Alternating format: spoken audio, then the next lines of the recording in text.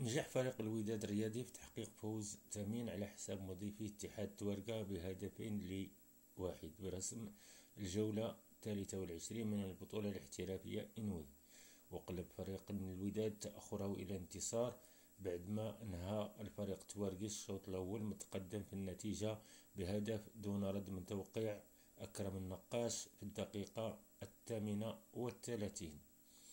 لكن في الشوط الثاني وبعد تغييرات قام بها المدرب غيرت من مجرى اللقاء، وأصبح الوداد البيضاوي هو المسيطر وهو المتحكم في المقابلة ككل. على إثرها تمكن المهاجم السنغالي جونيور بوبلي سامبو من تعديل الكفة للوداد في الدقيقة 68 قبل ما يضيف الهدف الثاني بعدها بثمان دقائق، منح الفريق الأحمر نقاط المباراة الثلاث.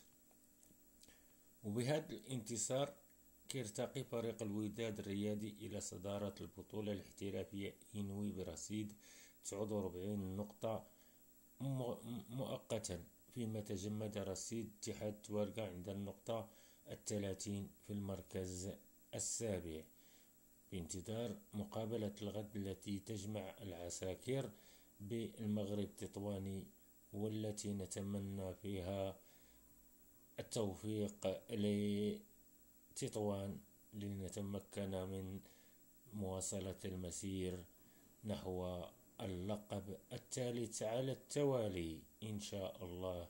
والسلام عليكم.